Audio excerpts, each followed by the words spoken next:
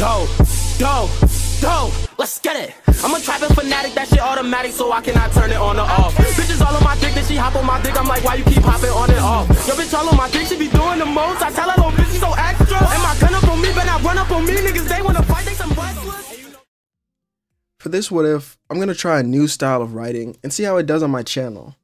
I feel like it is going to help me get through the story a little bit faster and make it more interesting for you guys as well. There's also going to be a little bit of editing throughout the video, but I'm just getting back started at editing, so don't expect anything crazy just yet. Other than that, just sit back and enjoy the video. Throughout his life, Yoichi Isagi was known as a prodigy, gifted in all sports with an immense talent and instincts of each one. However, football seemed to interest him the most, due to Japan not winning a World Cup in so long. Adding on, that's something he desired. The fame and the glory of winning a World Cup with his skills fueled his own ego. As we see him now, at the National High School Football Championship, with his high school team going against another. The clock only had 4 minutes left, and Isagi was only at the half, being double-teamed with the ball. He does a quick move to split the defenders, sending the ball to his left, and then recovering it again when he's wide open. In his mind, he calls this child's play, while laughing. What was that move again? Oh yeah, something like this. He copies the dribbling of a player he watched who was from Spain, and gets around 3 defenders, making them dance, as the crowd of course feeds off his energy, as now it was just him and the keeper. Isagi notices an open teammate that would shout for the ball, but he doesn't care to pass. Why should I pass you the ball? Isagi's eyes then glowed for a moment, but not actually, as this was just the indication of an awakened state. He slams the ball with power, mimicking the shot of a player from England. The keeper stands no chance, and now the game was tied, leading into overtime. The players of each team then head to their respective benches to discuss their strategies, with Isagi's coach even calling him out. That last play was a fluke, as next time he needs to go for the pass. Isagi remains silent, saying to himself that his coach is a fool. As the game would go on, with the striker known as Kira having possession of the ball. However, Isagi still had a lot of adrenaline going through him, and didn't even let him by the half-field mark. What the hell? He wasn't this good before, was he? Isagi then notes that his analyzation, as well as his speed, has increased. Isagi would steal the ball, saying that they have to win and go to nationals. They have to win no matter what. He continues to say they in his mind until he stops. No, I have to win. Forget about anyone else.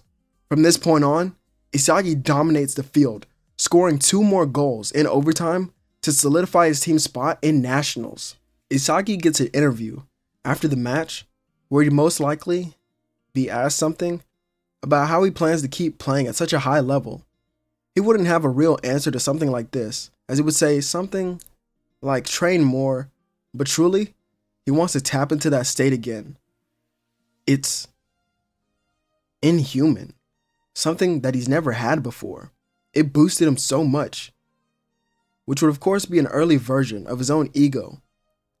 We don't know what type of teams Kira faced during the Nationals run, but I'll say he most likely lost in the semifinals, as Isagi can mostly carry his team up to this point, where he would lose to a team with an incredible striker on it. And from this match, that striker would tell Isagi something that would stick with him forever. What's the point of using someone else's skills without mastery over them? If you stay like this, you'll only be good as the players around you and those who you face.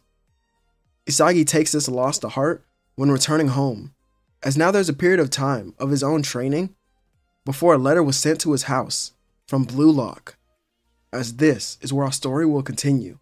Once he read the letter, Isagi had smiled. To become the best, not only in Japan, but the world. That's what I desire, more than anything else.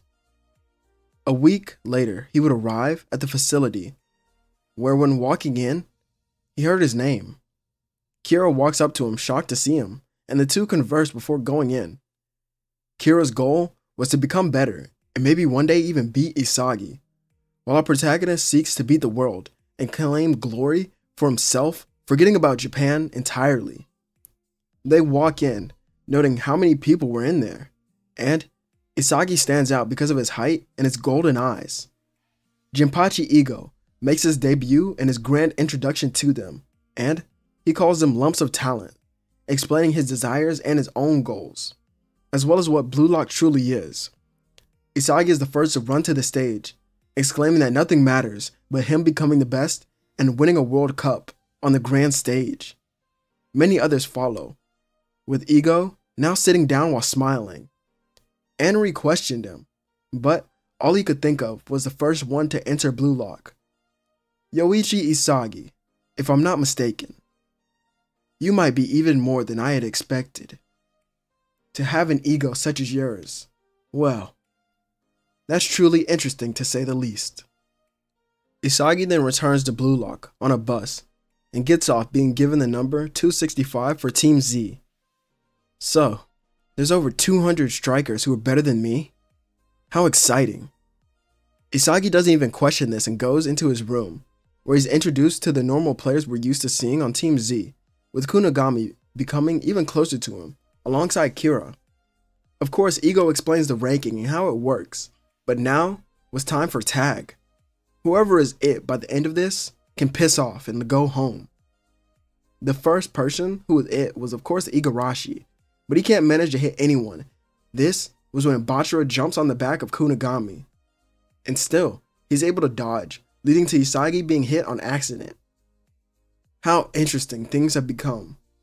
Well, since I need to surround myself with strong allies, and even stronger enemies, I'll eliminate the weakest link. With only time winding down in the mere seconds, Isagi sends a curved right shot into the side of Igarashi, who is running around the room, as he has to go back to the temple, and he does so crying. The remaining players are the ones who would form Team Z, with not much changing except for having Kira here instead. Now, they have to train their bodies before even getting to play in a match. As on the outside world, prodigy Toshi Sei had returned to Japan, learning of Blue Lock's project. However, he had come to see that the striker who had almost led his team to nationals, but it seems he had disappeared. Maybe even his own will was broken in those matches, as Sei could relate to that, but he figures if he's gone, then he'll just wait to see what Blue Lock truly has to offer.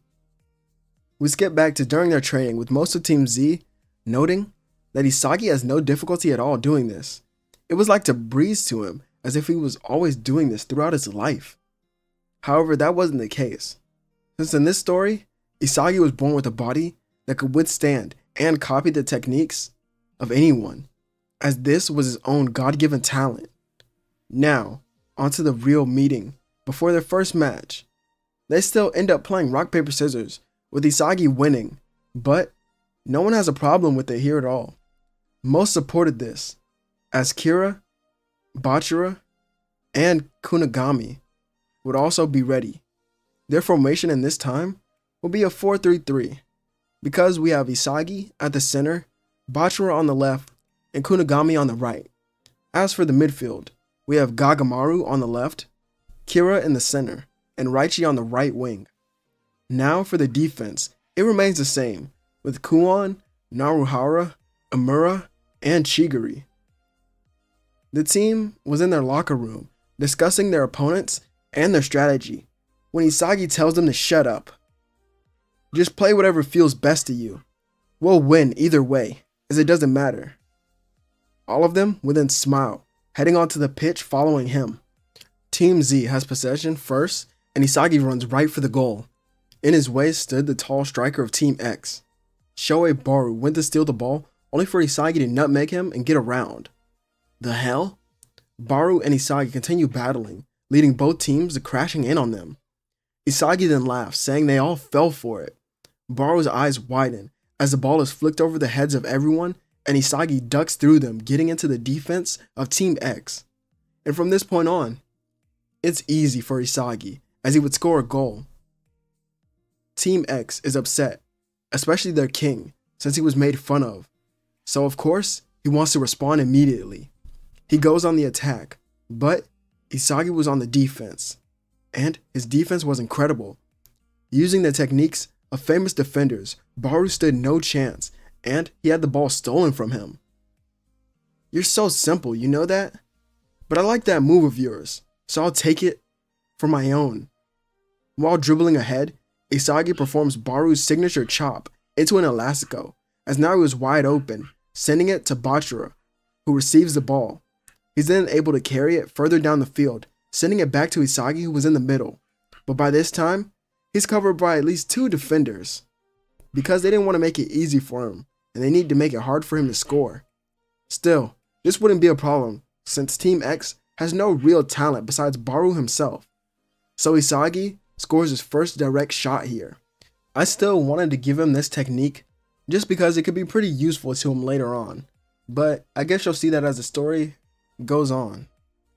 After this goal, I will say that Baru would be able to score at least 1, but no more than that, as this game would end with the score probably something like 5-1, with Isagi having a hat-trick and the other 2 goals most likely being scored by Kunigami and Bachira, which leads to their team going to celebrate in the locker room. But deep down, Isagi feels empty from this win, leading him to go train alone until he's joined by Kunigami. The two have a serious conversation about their last match, and whether or not it's even considered a win. Kunigami argues that it is, based on the score, and Isagi counters. He says that something along the lines of this: "How can you consider that a win when we had no real challenge at all? We faced weaklings, so of course, that would be the outcome. It seems that you don't understand why I came here, to this place. I want to dominate even the strongest players and make them seem like the weaklings." Kunigami's eyes are opened to the real Yoichi Isagi. On the outside, yeah, he was a fun-loving player who was actually quite cocky, but the real ego of Isagi was someone who had serious ambitions to crush anyone around him, whether that be a teammate or a potential teammate, an Igarashi, or an opponent like Baru. In Kunigami's eyes, he saw himself as the hero of his own story, but since Isagi was now a part of it, Isagi might end up as the antagonist that he'll one day have to face with that type of mindset. As in their next meeting, Igo explains to them their importance of each of their weapons and how they could use them to win their next matches. This got Team Z thinking, what were their weapons? As they began to discuss this, each player stated something different, but the last person to describe their weapons was Isagi. From what they saw from the beginning, they began guessing. Raichi would state that it has to be his defense, while Kunigami noted that it was the shooting based on all 3 of his shots having immense power. Both of them were of course wrong, with Bachira stating that Isagi's dribbling was his true weapon since he was able to get by anyone with ease. However, Isagi looked up, with Kiro wondering what his weapon truly was. Then, his yellow cat-like eyes, he started smiling. "My weapon, huh? Who the hell said you had to have just one weapon? If I want to be the very best, I'll use all of them to my liking."